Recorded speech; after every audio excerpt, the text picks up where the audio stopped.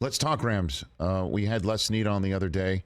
What was the phrase that he used, Chris, when I brought up the rebuild word with him? He said something along. I love those picks. Pollsters. No? He wants pollsters in the building. He wants pollsters in the building to try and take polls on what people think they're actually attempting to do. Like he was bristling. He's just like, how can we be rebuilding when we've got three of the best players at three of the most important positions in the National Football League, best at what they do?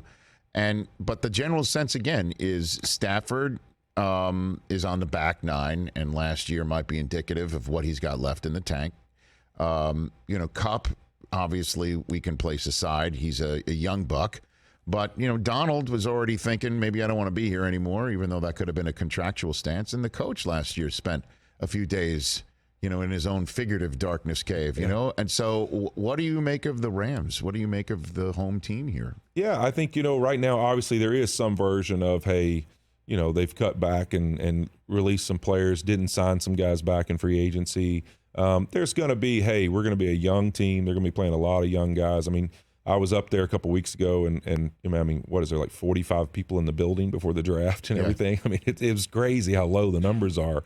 But in some ways, I think that's unique because it kind of creates that back against the wall. We're just going to come out, scratch, claw, fight type mentality, which I think that team needed a little bit after last year, after the success of the Super Bowl, and then maybe having last year be a surprise that everybody's after you and you didn't play well and you were beat up.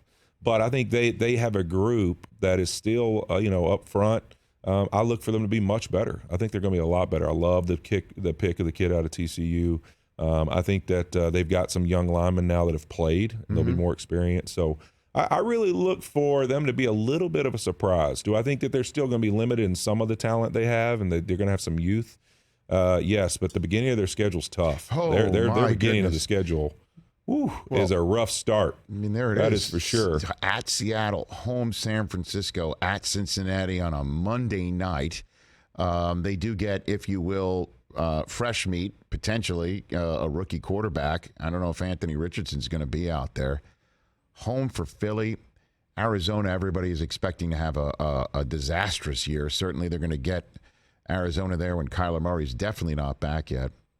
I think that's the challenge. You look at it, I mean, really tough schedule. Young team, a lot of inexperience, even though you have some of these elite guys. It's really going to come down to, can those three guys you just named and a lot of the veteran guys that are left stay healthy? Because if they lose one or two of those guys, it's going to get bad quickly. And so that's really the truth about their team. But at the same time, the beauty of the NFL is we sit here every year, and that's my favorite, to look at these schedules and not go, what are the great games? What are the games that I'm looking at going, this team doesn't even matter? And then in November, we're going to be saying, wow, look at this team right now and how good they are, because it happens every year. There's a team that everyone says no chance, and they do it. I look at, even when I was in Cincinnati, we lost Carson Palmer in the offseason, demand to trade. We have this young Andy Dalton, TCU quarterback. Everyone thinks we're not going to win a game. We end up in the playoffs his rookie year with A.J. Green and those guys and tons of young rookies. I mean, it happens in this league. So what team will it be? And I think the Rams, when you look at the NFC, who are the dominant teams that say are going to be good, dominate and be in front of them? Hey, man, we were talking about this in the commercial break last night of the schedule release show. When you take a look at the AFC teams and the quarterbacks of those teams and the NFC teams and the quarterbacks of those teams, I don't recall a bigger disparity of the bold-face name front in my 20 years of doing this between the conferences. I just don't remember. And obviously, things can happen. I totally get it. Bryce Young could be the next sliced bread. But my gosh, it is a total huge difference between the conferences. It's my favorite thing to do, because obviously, being in LA and being around here, people will ask me about the Rams, and I'll always say, when they make some comment about this is going to be a disaster of a year, and I'll be like, okay, I hear what you're saying and all those things. Tell me the 7 teams that you think are dominant in the NFC. They're going to for sure be in the playoffs.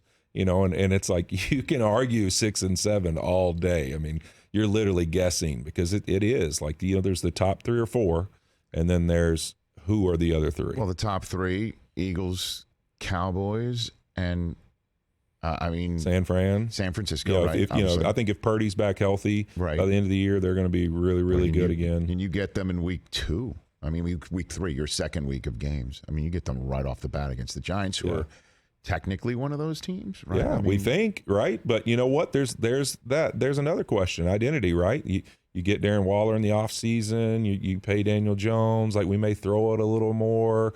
We may try to be a little more diverse in offense and score more points, but will that change who you are a little bit? And you know what? Last year you were smash people in the mouth, play actions, play defense. You know, you got to be careful when you do those kind of things because it changes the results of these games. And then you get Lions Packers for, you know, Jared Goff, baby. I'm on the Jared Goff train. I want Jared to have a huge year, and this Lions team, man. I'm excited about them. I think that Chiefs-Lions game to start the season is going to be an interesting one. Last one for you on that. That's the only other time Goff played Mahomes was the Monday night 105-point game. You know, and you were there for that, or you weren't? I there was. I was there. Yeah. Was that your first year with? That was second year. That was the year we went to Super Bowl and lost to New England. What a night that was! Because again, you were supposed to play that game in Mexico City. And the turf wasn't approved. And then you come back and you play that game in Los Angeles. No doubt. And I think this will be really cool for these guys to go head-to-head again. And who's more prepared than Dan Campbell to be the guy to say, we're going into the champ's house. Everyone thinks we're there just to celebrate their trophy. We're going to bite kneecaps, hit them in the mouth, and win this game. I mean, literally, they are built momentum, energy, confidence. This is who they are. Go fight. He's going to have these guys so riled up for this game to not be just the ring holders for the Chiefs as they celebrate their Super Bowl championship. I think that this will be fun to watch, the energy this Lions team comes out with for this game. Everybody thinks we're getting rolled. Oh, we're just there for them to celebrate. He's going to be all camp long. That's going to be the message. Catch the Rich Eisen Show every single day on the Roku channel, 12 to 3 Eastern, for free.